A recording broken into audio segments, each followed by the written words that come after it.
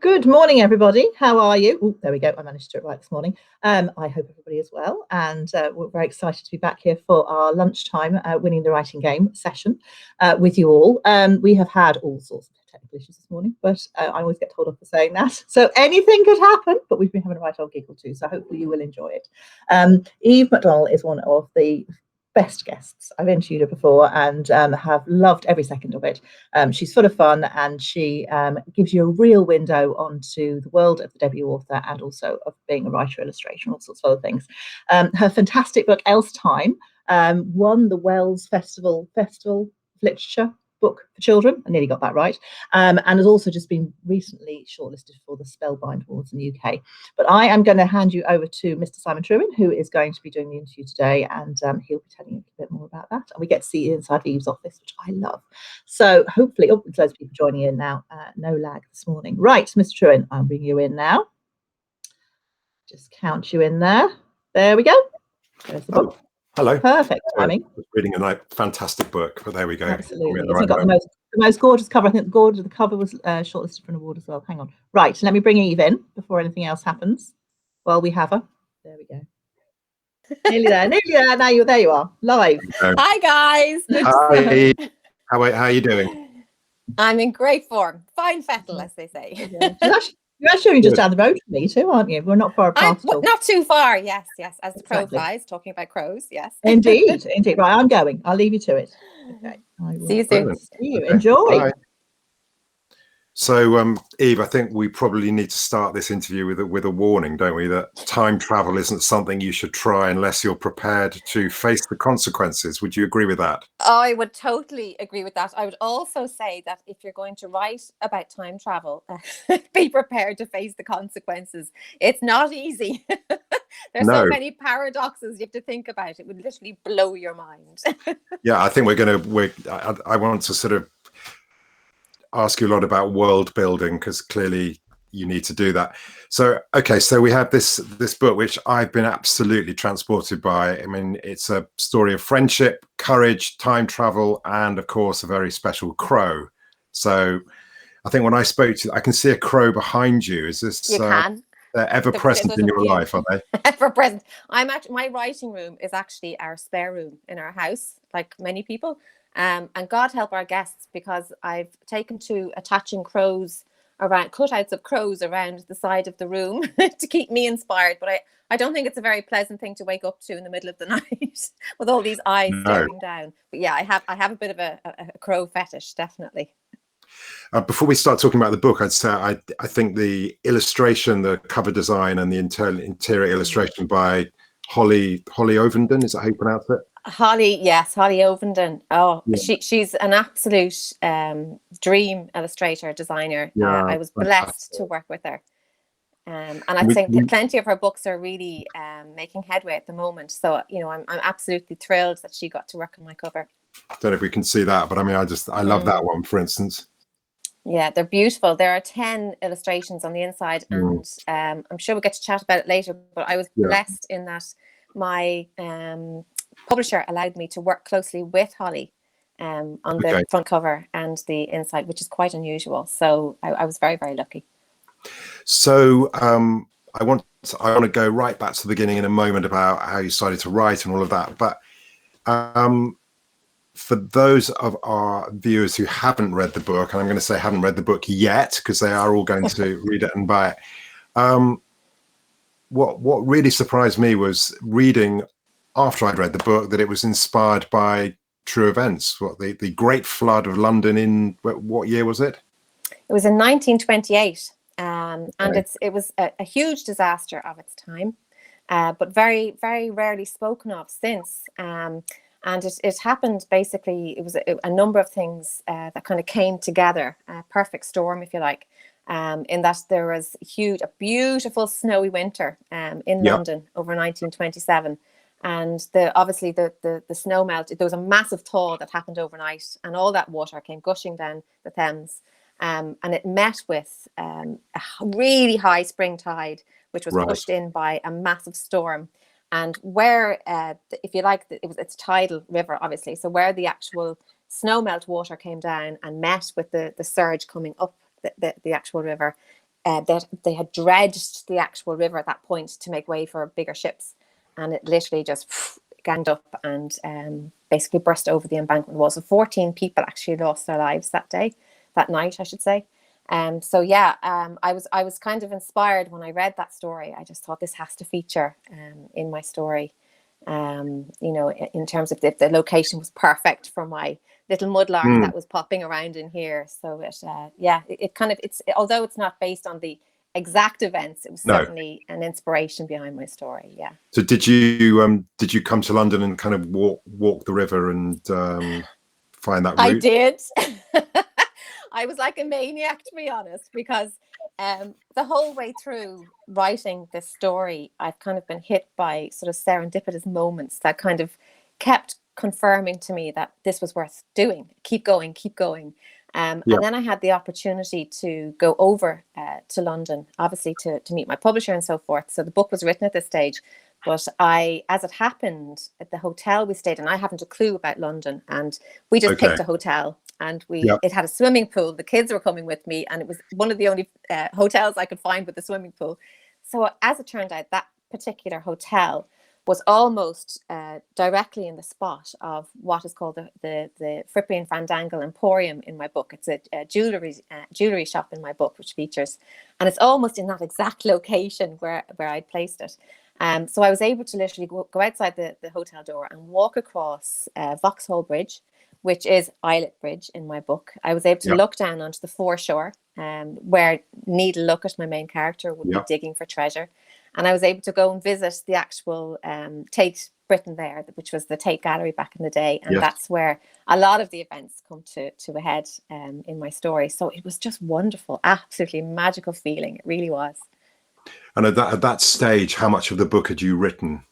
I had written the whole book. You'd written I would have gone over sooner. You know, I'd done as much research as I could, but I had formed this picture in my head of what that whole location would look like without ever being there.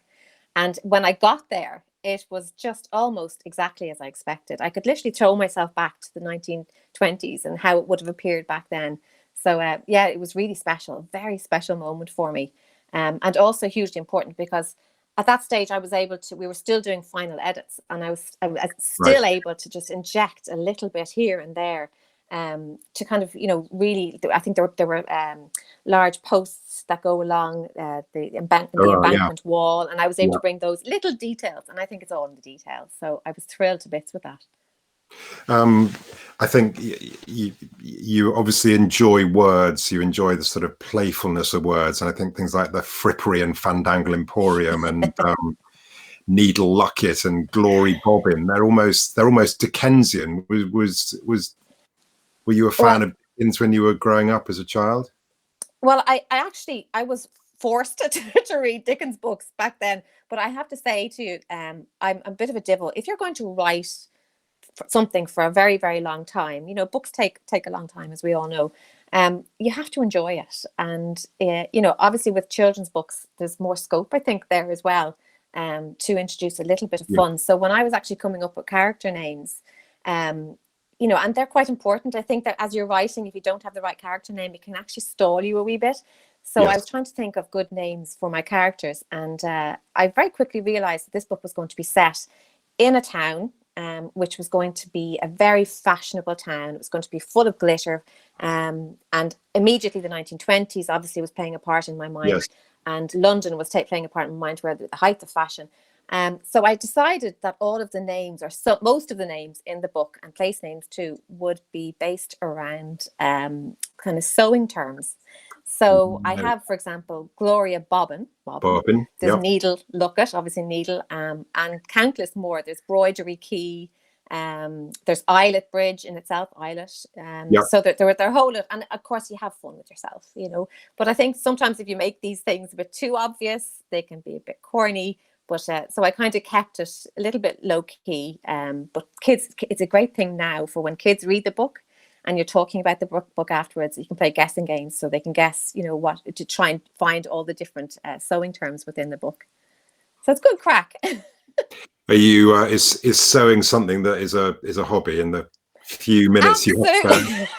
I have other talents. No, absolutely not. But I have to say, my mum was a great sewer, and she was also a massive fashionista, and she was a beautiful woman.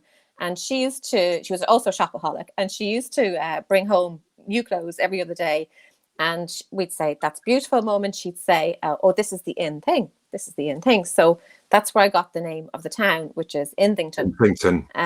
Yeah. So, and I just kind of wanted to have that whole kind of feel of, the height of fashion.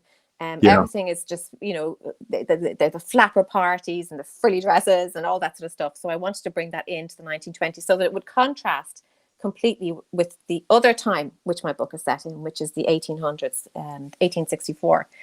So I could kind of bring although the very same town, we could bring a whole new atmosphere to the world. Brilliant. Well, let's leave. We haven't even talked about mudlarking yet, but we'll come back to that. Let's leave all these wonderful characters and let's time travel a little bit back to when you were at school. And was English your favourite class, or were you more interested in sciences? Yeah, it actually wasn't my favourite class until I kind of hit into, I suppose, late secondary school. But I think I was about 11 years of age, and I won a prize in the Texaco art competition, which is quite a well-known competition over here in Ireland. And that put me on a path that I was the artist in the class, and I was going to follow that career. So I obviously focused on that, perhaps maybe too much for a while. And other than a little moment I had in 5th year in school, which I actually started to enjoy creative writing and started to get excited about it. Other than that, my art seemed to be the way to go. So I actually went to art college, studied art, went on to do graphic design. And it took me quite a long time to kind of figure out that there are huge similarities between a blank canvas and a blank page or a blank screen. So I was actually in my 40s before I actually went down that road, and that was as a result of a very interesting meeting I had with a fortune teller. And we were chatting away about something, and she just started to suddenly shriek at me to write, she kept saying, and she was hammering her finger on the table, telling me to write this down. So I still have the piece of paper in my wallet. It just says write. And I thought, okay, I went home that evening and I thought she meant write about my issues, my problems, whatever we were discussing. Yeah. Got fierce bored within a few lines of it and opened up a new page and started to write my first children's book. And it literally flowed out the first few paragraphs, and it was a eureka moment for me. I thought, what the hell have I been doing with my life? This is what I should be doing. I remember running into my husband saying, "This is it, I'm going to publish a book." And I thought it was that easy. Little did I know. So it took a few years later and I realized. And what was the book you were writing? I presume it wasn't the book. It wasn't ELSETIME. No. I had a few books before ELSETIME. The book at the time was a chapter book, sort of a heavily illustrated book for 7 to 9 year olds, and it was a wonderful little fantasy. I illustrated it myself, obviously, because I was so used to doing the art, and that was my first stab at. That's how I learned how the actual publishing world was churning out there, and my God, it was eye-opening. But where things started to change for me was, I think I just finished that book, and I was at this very boring work conference about how to create a website. Okay. And I decided I'd be there with 2 hats on, one for my job. I worked in IT at the time, and the other hat was this budding writer. And as it turned out, while they were making everybody stand up and introduce themselves, there were not 1 but 3 publishing people in that room. And I again thought, this is meant to be. This is it. All the stars are aligning. I'm going to become a published author. So I kind of was plucking up the courage to say, firstly, why I was there with my 2 hats, and I managed that. But then I said, at break time now, I'm going to go to those 3 people and really introduce myself and see how I go. And then I'll be published in a few weeks' time, as I thought. But of course, break time came and I couldn't budge off the chair. I was petrified. It's like I started to sweat. And luckily, yours truly, Vanessa Fox at Auckland, walked straight up to me and she introduced herself and said, we're running a date with an agent competition, and you should enter. And I just thought, well, there we go. So that was the start of it. And that really, really put me on the road of getting published. You know, I attended that. I was blind. I knew very little about publishing at the time, or how to get a book published. And those events, which I think are still on running every year, it's not just about having the date. It's the whole day is a conference about getting published. And it literally gives you the A to Z of what to do, how to get your work ready, who to send it to, everything. And as it turned out, I won a date with an agent, not for that book, but because I got so excited after I sent that entry in, I actually very quickly scribbled another few chapters of another book, a middle grade book called Ambiguity. And I sent those to Vanessa. And they're the ones she chose for the date with the agent. So there was a mad rush on then to try and get my book finished, because I was sure once I had the date, I would have the deal. like you do. Brilliant. If only life was that easy. But when you, so how long did you stay in the IT world? Gosh, well, IT was only, I literally job hopped. Something was telling me all along that I was in the wrong area. When I left college, I went to graphic design and I did that for, I think it was a good 8 years. Loved it. But what it did was, I feel I burnt out, because all of those creative juices that I needed to release, if you like, were being used up in my day job. And although I enjoyed it, I just felt tired by the end of it. So I decided to go look for another job in something completely different.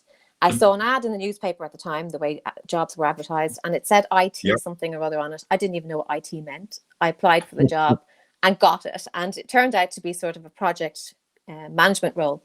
So that actually I enjoyed very much. I stayed there for quite a few years. Went from there into sort of office management and other project management roles. Ended up in a great job in HR.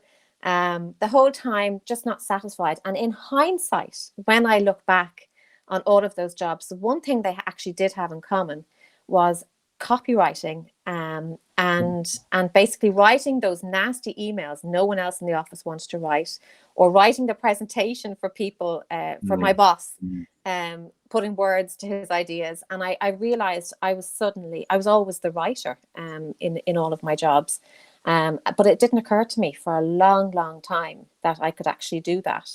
And then things turned. I was made redundant and I had opportunity. I decided I was going to make a real go at my art again. But then twins came along, and as it happened, that fortune teller had told me previously that twins were coming down the line, and I thought she had lost her marbles.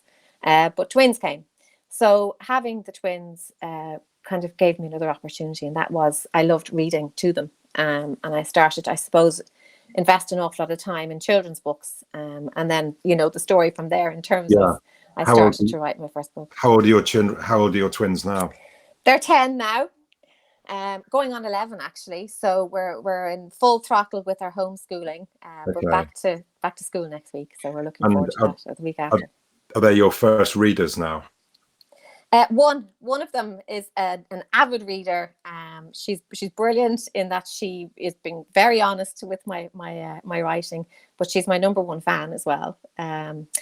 My son is brilliant for plotting, so we go for long walks and I'll throw ideas at him and he'll come up with solutions for me. He's brilliant, but he will not read, and that's fine. He'll find his way eventually through his own way. Oh, I think Simon, you're gone, are you? Yes, I think Simon is frozen. I don't know if anybody can still hear. Are you there? Don't worry, can you hear me? Yeah, I can hear you. Yeah, he's popped off for a second. He'll come back in again now in a minute. So yeah, we have, as I said, we have a few technical problems at the start. It's just so wonderful. Here he goes. He'll be back in a second. It's so wonderful hearing your story, Eve. And I love the moments of serendipity that came together when this. But we started with the fortune teller, and there were more, though, weren't there? So just tell us. Simon doesn't get to it. Tell us that story about you sitting on the bench. That happened after when you went to see a publisher in London, didn't it? I actually went to see my agent, and this was how I actually landed my agent. I had received a good few requests for the full manuscript, and I was thrilled. I sent those all out to different agents, and they started to come back with what are called revise and resubmit requests, which means they liked the story, but they had some suggestions that were quite big. There were structural changes, and if I would like to make these changes, please resubmit and we'll reconsider. So I had received first one. I got fierce excited about that, and I thought I'll make all those changes because I want an agent. But then, obviously, another agent came along and another, and I thought I can't make them all. I have to choose. But then, as luck would have it, the agent who I did go with in the end sent me a list of changes she would suggest, and I was ticking them off, going yes, yes, yes. I expected to read at the bottom, can you please revise and resubmit? But instead it said, come see us. And I thought, well, holy God. So the Google was done, and new clothes were bought, the nails were polished, and off I went to the UK with my sister. I was as giddy now as you can imagine when I met with Josephine Hayes in the Blair partnership. Now I was shell-shocked. These were the agents who represented none other than J.K. Rowling herself, this along is with a fantastic list. And I thought, Yeah. this can't be happening. And I sat in that room opposite Joe. We just clicked, like we got on like a house on fire. And at the end of our chat, I was able to say to her, obviously, these are the changes I would suggest based on your comments. And I went through them all. And I thought she'd say, okay, come back to us with your revised manuscript. But instead, she said, we'd love to represent you. And I practically fell off the chair. I don't know what happened at that moment, but I know when I left the building, I ran straight to this tiny little, I suppose, a green. It's near Oxford Street. Little park in the back. Off the back and of it. I had arranged to meet my sister there. And I remember sitting. It was a beautiful summer's day. I sat under a tree, and there, right beside me, in the grass, buried in the mud, was a beautiful gold ring. And firstly, never mind the rest of the day's events, to find a gold ring on the ground in the middle of London Indeed. is something. But I picked it up, and as it turned out, the ring itself, it twists around twice on top, and it has a ruby stone.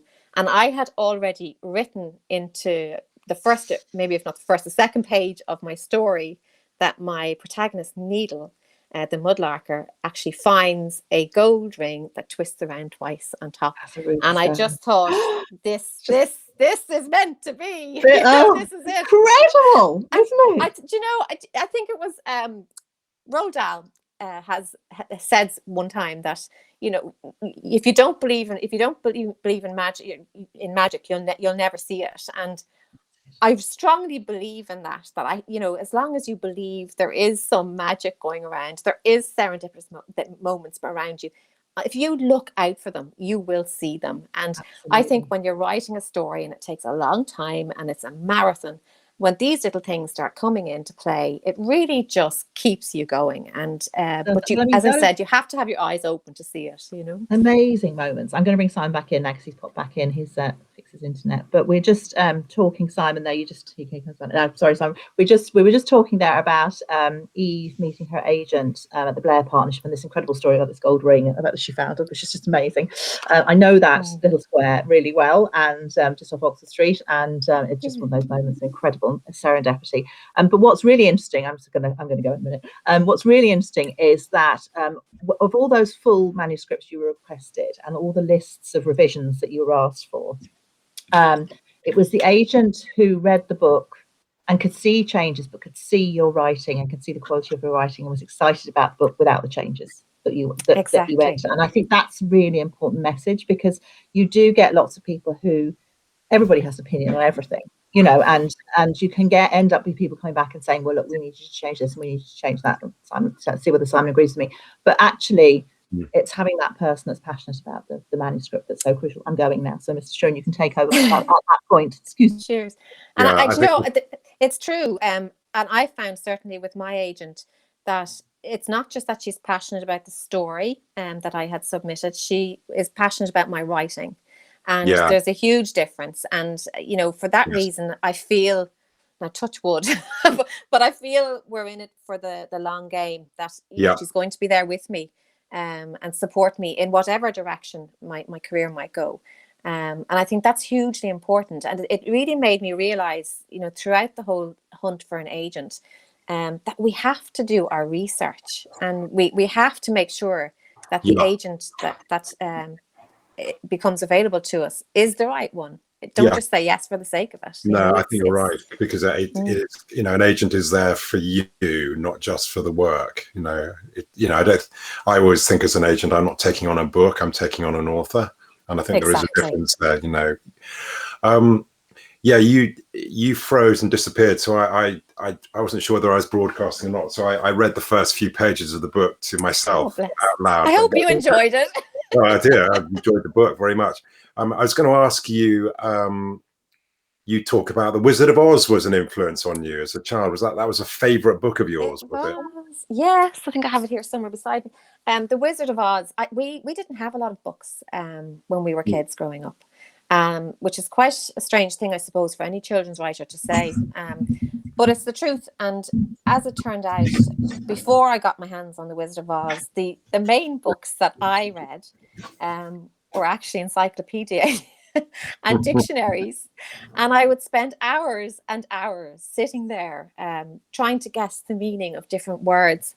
I mean, when I think back, but then suddenly I think we'd moved house, and I was 8 years old, and I was given this book, the Wonderful Wizard of Oz. Now, obviously, I'm guessing I'd seen the film at that stage. I can't remember. But the book is just, it's so much more than the film itself. And what it did for me was it took my worries of the house move away, and I was able to get completely lost in just an adventure. There was no necessarily a message in it. It wasn't trying to preach anything to me. It was just a wonderful story. And I remember that kind of stuck with me. And I remember reading it over and over again, looking at the fantastic illustrations in it, and thinking, as I became, a writer later on, I wanted to recreate that feeling when somebody picks up one of my books.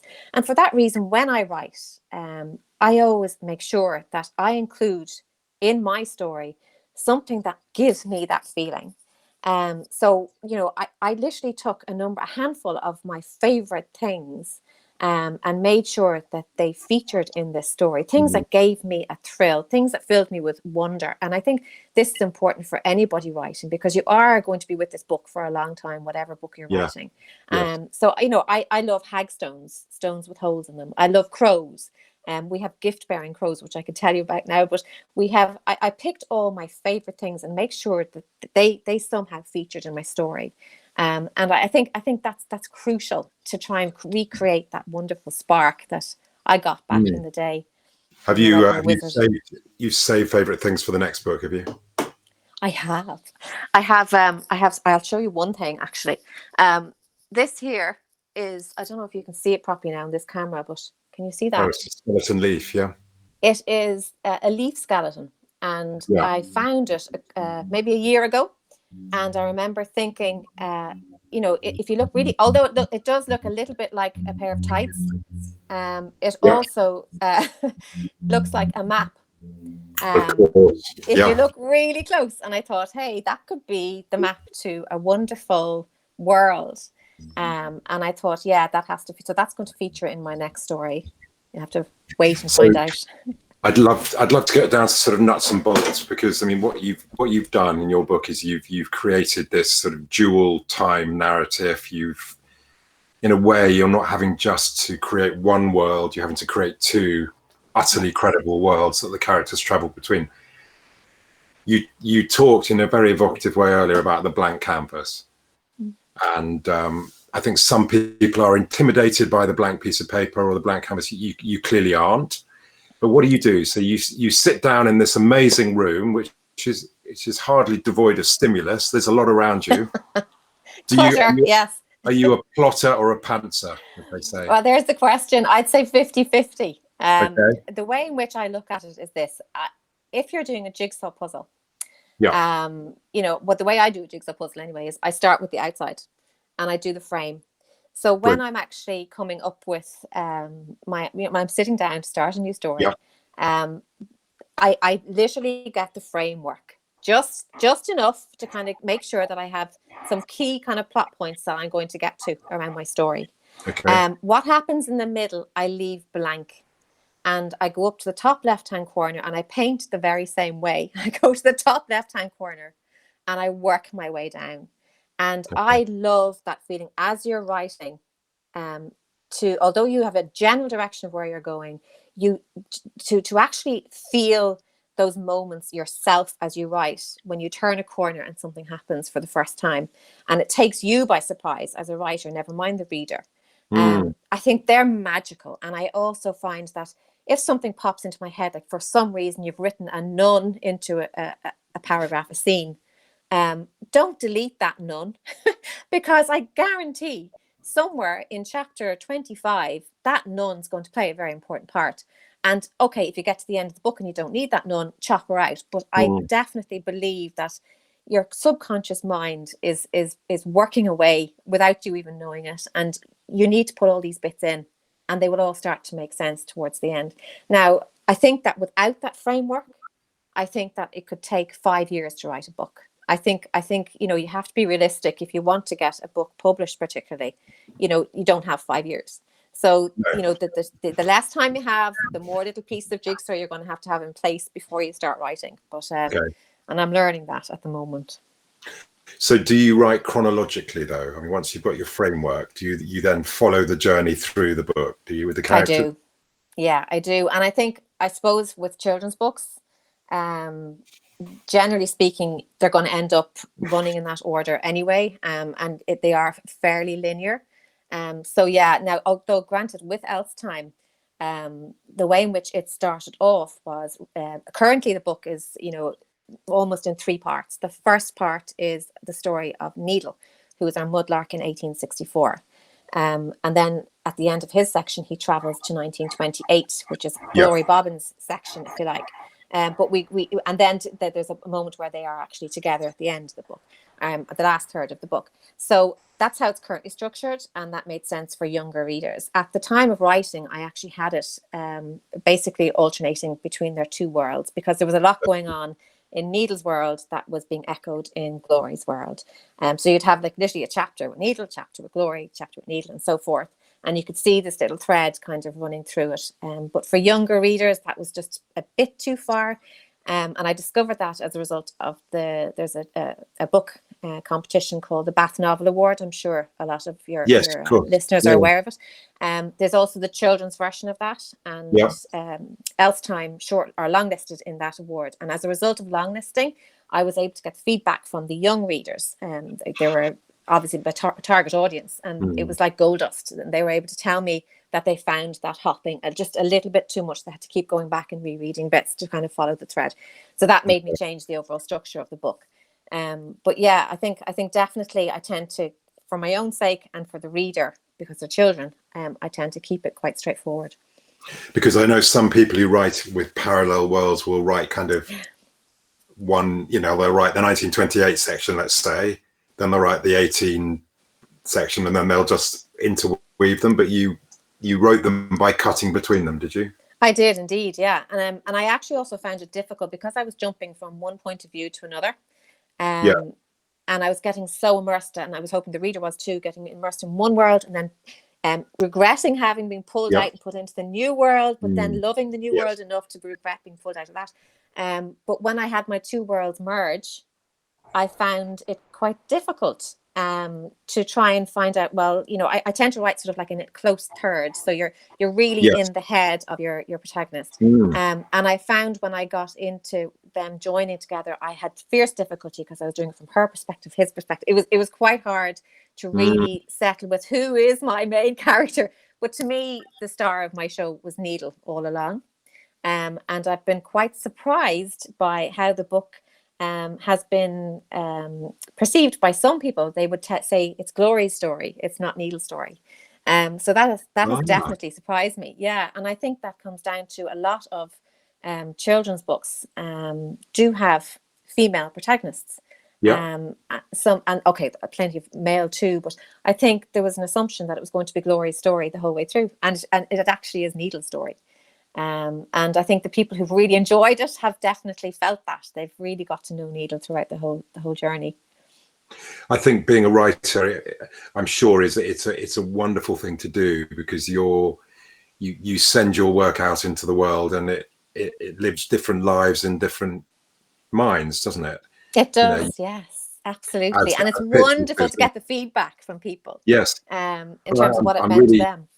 I'm really struck by that, the notion that, you thought one character was the lead, but somebody else thought another one was. I think that surely that speaks to how robust the storytelling is, that it can stand being looked at in different angles, can't it? I hope so. I truly hope so. And I don't like to push it either way. I think a story is however you pick it up, however you feel it impacts you. And I think that's the way to go. But I do know that, certainly as I was writing it, it was always Needle's story. But I'll tell you a funny story. When I was actually kind of coming up with the inspiration behind the story, there was another person who played a major part in the whole thing for me, and that was a character called Mrs. Quick. Now, Mrs. Quick is she's the owner of the jewellery emporium, and she is a tough taskmaster, and she gives Glory a really hard time. Glory has only one hand and is obviously struggling to keep up with the demands of this taskmaster. But as it turned, I had come up with the character of Mrs. Quick very early on, and I knew Glory worked for her. I knew it was her emporium, but I didn't know what was going to happen in my story. I knew the setting. I knew it was 1928 and 1864. I knew it was to do with the Thames River, although I called it the River and Ocean.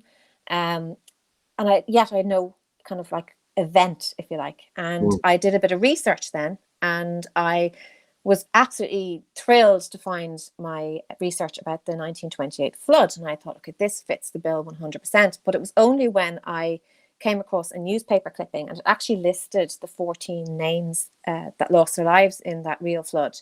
And when I went through that list, there towards the end was a Mrs. Quick, the name I had already chosen. Again, another wow moment for me that made me, and I wouldn't mind if the rest of the names all had like first names and second names, but it was only just Mrs. Quick in the list. And I just thought, oh my God. And I researched her more. I tried to find out everything about her. And I know she was a disabled woman. I eventually found a photograph, a black and white photograph of her, and it was uncanny. Yes, she looked so familiar, incredibly familiar. And I swore that this was a message. I had to tell her a story, although this is not her story, bless her. But I just felt I definitely had to include that in the story of ELSETIME. So looking at your fantastic writing room, you've got crows everywhere. The crows, are crows something that are kind of you're obsessed with, so they had to be in the book, or are they now there because of the book? No, they had to in the very, very early days. When you're trying to come up with inspiration for a story, and as I said, you're trying to include things that really mean something to you. Obviously, I had the mudlark in my head, Needle, because I'm also an avid treasure hunter. I beachcomb and I mudlark whenever I can.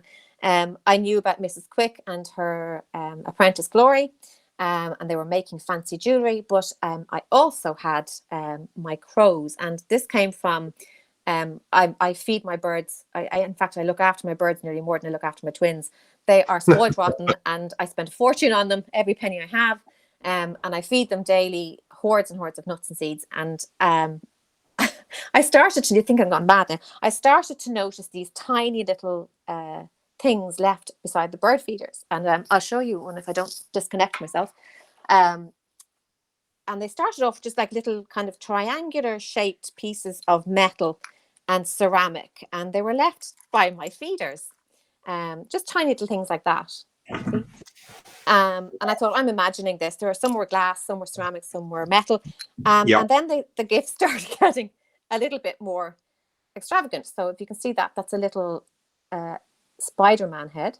You found that by the feeder? This was beside the bird bath, in fact, this one. And I knew that we had crows visiting. And I suppose, you could feed your birds every day and you just see a mass of birds. You don't see individual birds. But if you start to really, really, really look, you'll start to recognize certain individuals. So anyway, there were a couple of crows that used to visit. We called them Flotsam and Jetsam. And they nest outside our house. So anyway, I started to wonder, were the birds leaving gifts for me? And of course, at this point, I think my husband wanted a divorce. He thought I'd lost the marbles altogether. But I decided to Google it and discovered that so many people have experienced gift-bearing birds. Yes. And it is actually a thing. So I decided, that's it. This has to appear in my story. So without too many spoilers, the crow that features in my story is able to travel between the two worlds and is able to bring gifts from one world to the next. So that was that crow was a really important part, the link, if you like, between on the cover, my two worlds. Cover up. We can see the cover now with the keys and the crows. Louise Heaton, who's one of our regular watchers, she said here, I feed some crows each day on my dog walk. They bring me little gifts sometimes in exchange for monkey nuts. So there we go. Isn't that brilliant? Oh, I'd love to see them. Brilliant, yes. Yeah.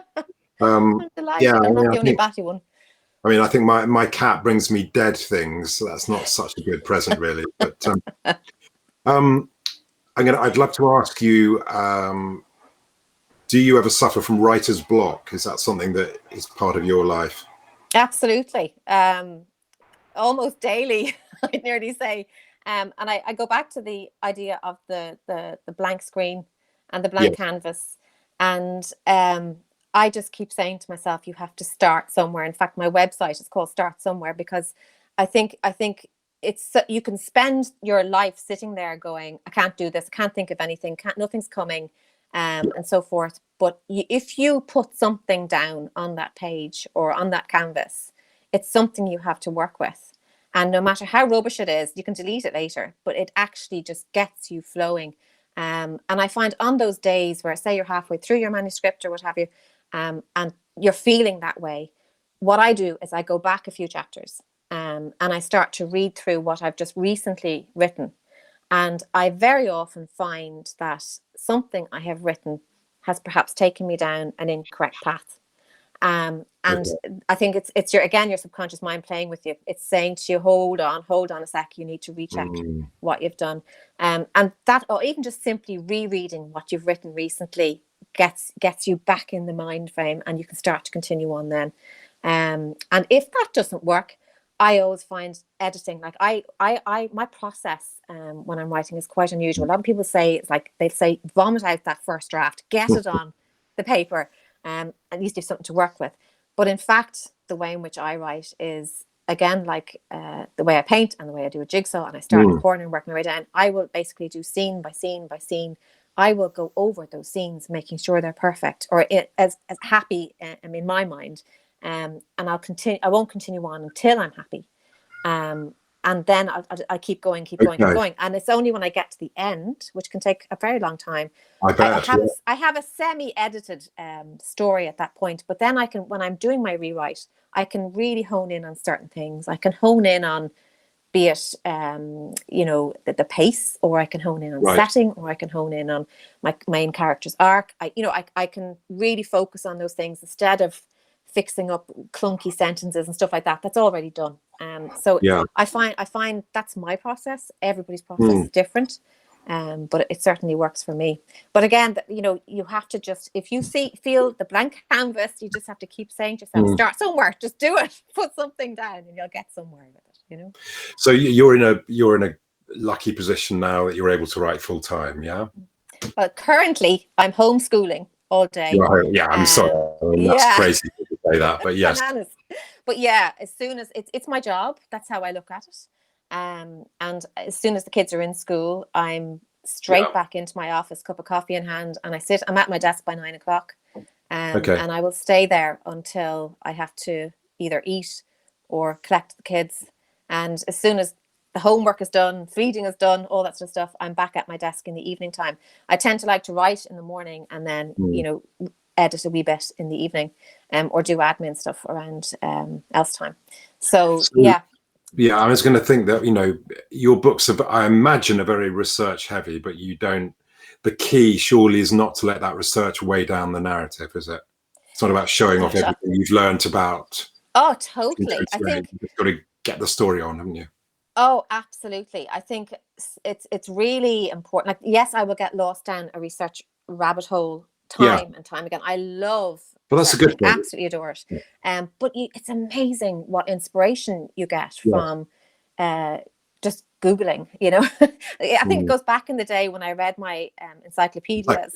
Of course. You know, Yeah. they were my Google back then. And I suppose now you get a one line in Wikipedia about something and I'm like, oh, I wonder what that's about. And all of a sudden you're getting these little sparks setting off. And I find it hugely important. But what I really find wonderful nowadays is that literally with every other sentence, especially if you're writing something that has a historical twist to it, I can check straight away, was that word used back then? Did they have twisty bottle tops back then? You know, you can very quickly solve those problems. And that definitely helps the game, keeps you moving, you know. So, I mean, many people we've spoken to in the last few weeks have said there's no such thing as a wasted word. So even if they don't, if a book gets, put to one side, are you becoming a better writer now? I mean, do you feel like with your new book, clearly you're not going to abandon that because you kind of know what you can do, don't you? Yeah, I think certainly from let me think, from a structural point of view, I think I've learned heaps after book one. So, I certainly know that, I need to have something happen at this point in the book, and I need something to not happen perhaps here, or I need them to nearly win but lose and then win. And, so it's there's definitely a level there that has helped, and that's important, because otherwise you might write your wonderful story, but something's not right and you can't quite figure it out. So to have that kind of like outline there, that kind of structural kind of flow there, definitely has helped. So that's made a massive difference to book two. I'm still learning big time, all the time, but I think the main thing is reading. And I read like every day. I'm reading middle grade or YA books to really get into the flow of how these stories are structured. They're a little bit different to your adult book. Generally, they end on a high, be it with hope or good story ending. So they're slightly different in that regard. But you have to kind of read what it is you're writing in order to really understand how it works. And that's my teaching. Like that's where I've learned is simply through reading. Yes. So I think rereading is interesting, and you talked about how somewhere I read you'd read Wizard of Oz over 100 times or something. I couldn't tell you how many times. Yeah. No. Do you read your own work after it's published? I mean, is that something that do you find yourself inspiring if you're getting stuck? Oh Lord, I think it's well, there obviously with any author, any writer, your confidence can go up and down. Yeah. And you can have days where you think, oh my God, I'm rubbish. I can't put two words together.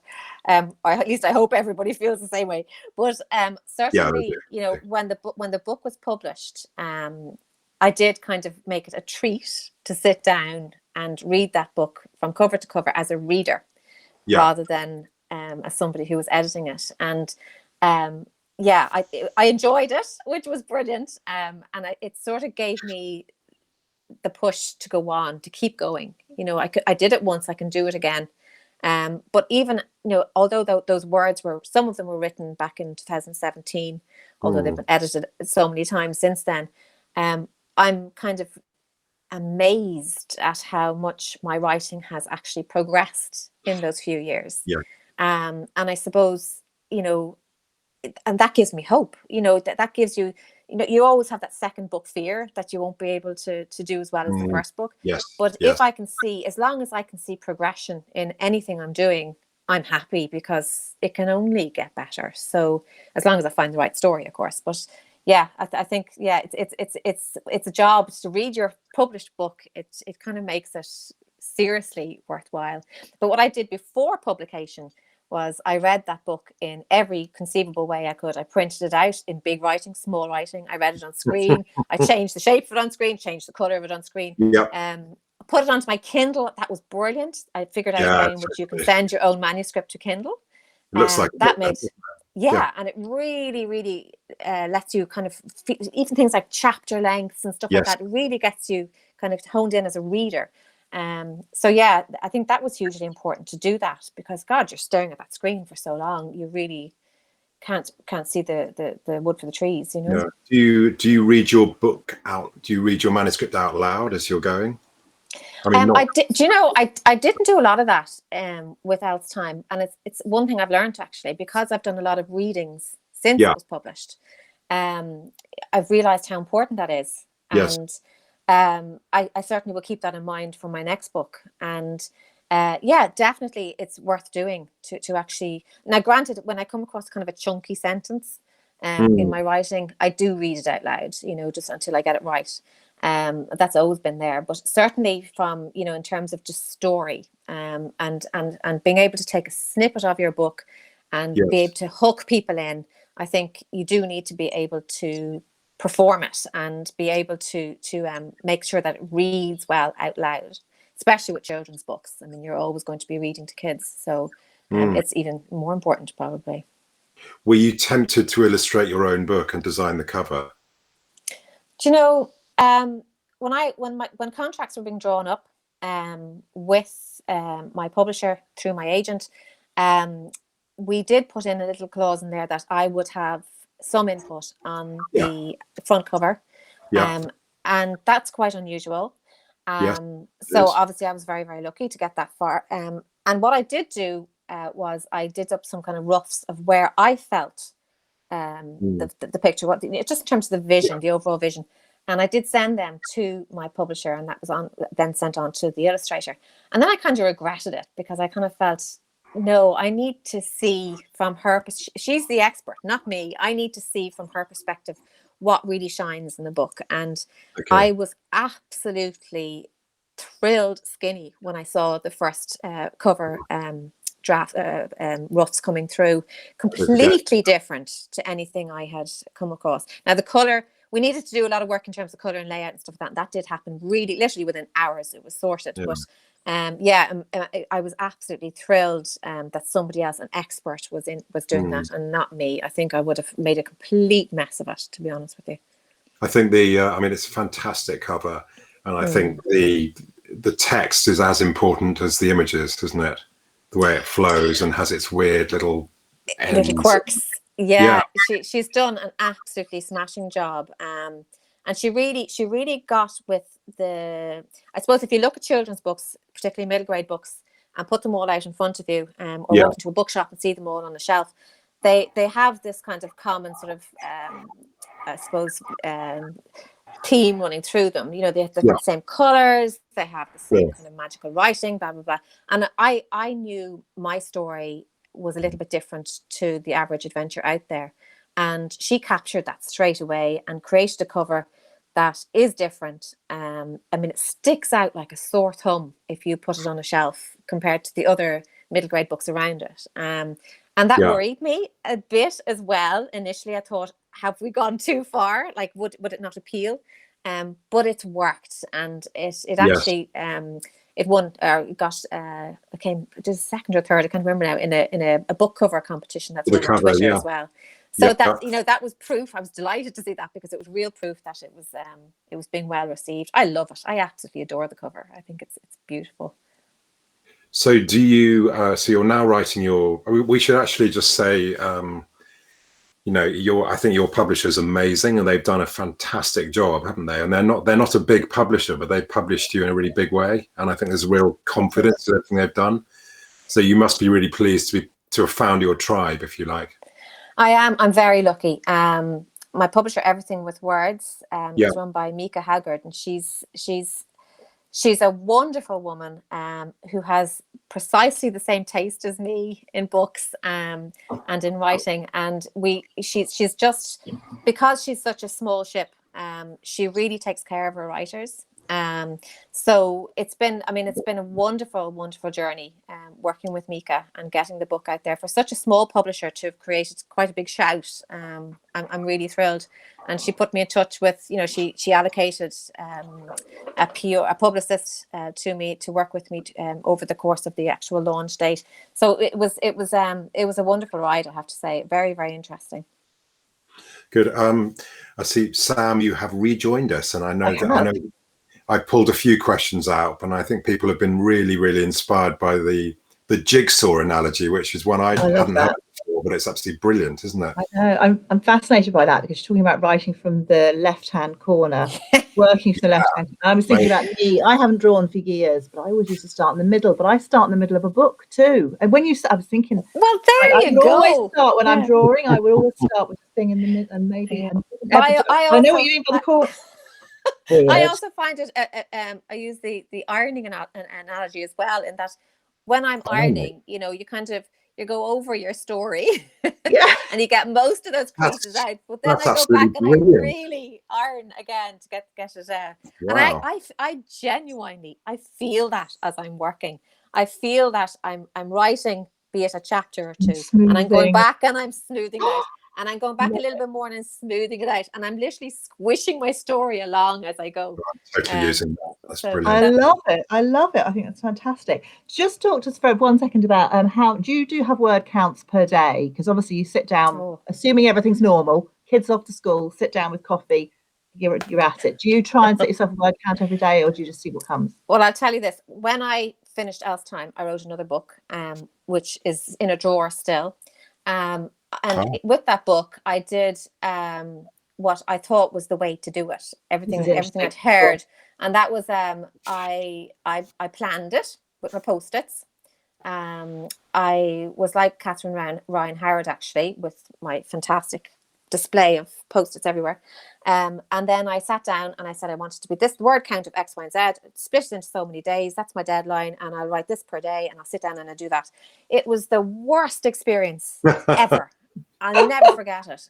I was bored stupid writing the story. You already had the story. You'd planned out. This is how different. I had the whole thing, chapter by chapter. Oh my God! And when I got to the end by numbers, oh Lord, I couldn't even bring myself to read the thing again, and I still haven't. Wow. And that was 2017. It's still sitting there. And I'll get back to it maybe the next time. But definitely. What was your question again? Sorry. That's fascinating. It was just about word counts and sitting down and. So now I don't. I absolutely don't. I do now. I'll be honest. I do have an eye on my word count the whole time, because children's books are a good bit shorter than an adult book. They're for mid-grade usually around about 55,000 words. And to get a story in can be a challenge in 55,000 words. Yeah. So I do have to kind of make sure that, around 10,000, something has to happen that's going to flip their world around, and just kind of keep an eye on that. But right now, I'm writing the last 2-3 chapters of the second book. And I am not even looking at it. I know I'm in the ballpark somewhere, but I've decided to hell with it. If I write 10 words today, it doesn't matter. If I write 1,000 words today, if you force it, it'll come out garbage. Just write. It'll come when it's ready. Yeah, like a painting. But exactly. But you could write 10 words, which are brilliant, and they're going to carry that whole chapter. Do you know what I mean? Yeah. So don't push it. Just go with the flow, literally. And you're supposed to enjoy this. And that's important. And if you are sticking to a bloody word count every day, it's your job. It's yuck. You might as well go work in Dunnes Stores or something and sit behind it. Not that there's anything wrong with that. We all have had to do it, but it's not a creative output. You need to enjoy what you're doing. Yeah. I think that's also, it's fascinating to hear that, because everybody's approach to creativity is different, and understanding that you do something differently and end up with the same end product is like nearly like unlocking the secret. It's nearly like the key, isn't it? And once you understand how your mind works and how you can work, then you just feel much more secure. Yeah, I think that's just brilliant. I think it's always lovely to hear how different people do things. Fascinating. It's really, really. I just love the whole process of this book. Everything about it is wonderful. Yeah, it really is. It's been fascinating listening to you, Simon. Have we got? We're actually just on the hour here, but have we got any questions we've missed there? What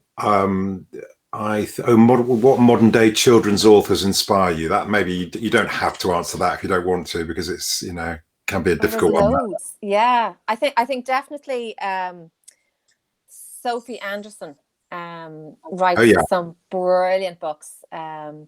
she would definitely be up there from a historical point of view, because I do like kind of a little bit of history and stories. I would say Nicola Pearce, Irish writer Nicola Pearce.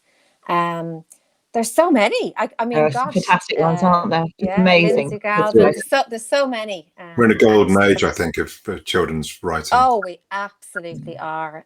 Elle Mcnichol is another. I mean, she doesn't write really fantasy, but she writes an own voices book. She's autistic, and her protagonists are autistic, and they blew me. That book blew me away. A Kind of Spark. And I would love to be able to do something like that. So I'm inspired by these writers. They really are amazing. And sometimes you do read a book and you kind of say, here, I'm thrown in the towel. I know. But isn't that wonderful that you read something? I love it when you read something, you go, oh my goodness me, how did they do that? It's like that. Because then you're learning. And you said that right at the start. Every book you're learning, and you're always learning as a writer, and that's what makes you a better writer, isn't it? So yeah, it is absolutely. I mean, without it, sure, if you were trying to genuinely write without reading, I mean, really, yeah, that is the bottom line, isn't it? It really is. It is. It is absolutely. This has it's been a fantastic hour. The most amazing hour. Yeah. Well, thank you very much. I've enjoyed it too, and my phone didn't fall over. No. No. It's balancing here. Magic. We missed Simon reading, so we'll have to do that again. Simon, we'll have to come back. We'll do that. Buy the book, everybody, and support your local bookshops, which is always important. Yeah, it's a gorgeous book. It's a wonderful book, and it's been just such a pleasure. So thank you. Well, thank you both very, very much. I've thoroughly enjoyed myself. Oh, we're delighted now. So guys, buy ELSETIME. And somebody was asking there about when we're coming back with the writing game. We're trying to do it monthly from now on. So you're very special, Eve, because you're the only person we're going to be having this month. We're back on, I think, the 2nd of April with Maxine Chung, who's a crime writer. And because one of us has got a book to write, so that's why we're not doing it every week. And we are very much looking forward to seeing you. Just keep an eye on the writing.ie page for the events as they pop up.